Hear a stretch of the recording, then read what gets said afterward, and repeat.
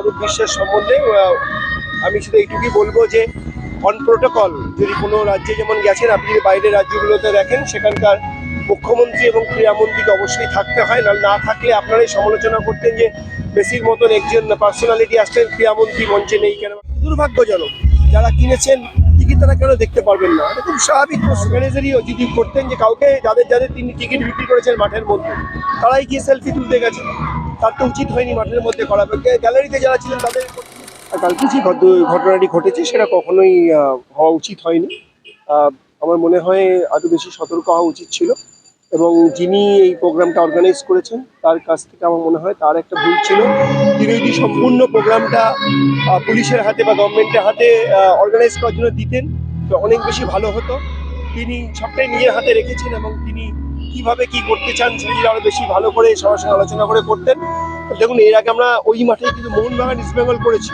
আমরা ভারতবর্ষের মধ্যে যদি সব থেকে উত্তেজনা কোনো ম্যাচ হয় সেটা হয় আমাদের ডার্বি, যাকে আমরা বলি মোহনবাগান ইস্ট বেঙ্গল। সেই ম্যাচটা যদি আমরা সুসংগঠিতভাবে শেষ করতে পারি বা করতে পারি, তো সেখানে কালকে একটা অনুষ্ঠান ঘটনা ঘটবে কেন? দুর্ভাগ্যজনক, যারা কিনেছেন টিকিট তারা কেন দেখতে পারবেন না? এটা খুব স্বাভাবিক প্রশ্ন।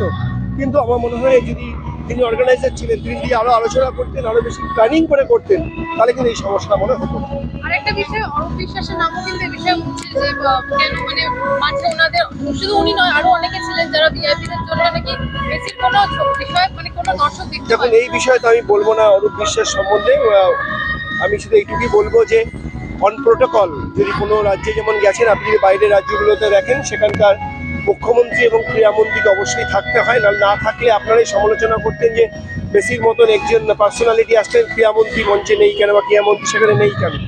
তো এখন কেউ বলছেন যে তিনি কাট করেছেন, আমি মাঠে ছিলাম না, আমি জানিও না, দেখিও নি, বিকজ আমি আমার এই প্রোগ্রাম নিয়ে খুবই ব্যস্ত ছিলাম। বাট কালকে যে ঘটনাটা ঘটেছে সেটা অনেকই দুর্ভাগ্যজনক। আমার মনে হয় আমাদের আরও বেশি সতর্ক হওয়ার প্রয়োজন ছিল, এবং যিনি অর্গানাইজার তিনি যদি আরও বেশি গভর্নমেন্টের সঙ্গে এবং পুলিশের সঙ্গে অর্গানাইজ করতেন, তাহলে আজ এই দুর্ঘটনা ঘটতো না। আরেকটা বিষয়, সেলফি তোলা, ছবি তোলা নিয়েও কিন্তু প্রচুর কথা হচ্ছে। এবং আমি সেখানে ছিলাম না, কারা সেলফি তুলেছেন কি তুলেছেন সেটা আমি বলতে পারবো না। এটা অর্গানাইজারই যদি করতেন যে কাউকে যাদের যাদের তিনি টিকিট বিক্রি করেছেন মাঠের মধ্যে, তারাই গিয়ে সেলফি তুলতে গেছে, তার তো উচিত হয়নি মাঠের মধ্যে করা। গ্যালারিতে যারা ছিলেন তাদের করতে পারতেন, মাঠের মধ্যে তিনি অ্যালাউ করলেন কেন? কেন তুই টিকিট বিক্রি করলেন? বাকি সেই প্রশ্ন তো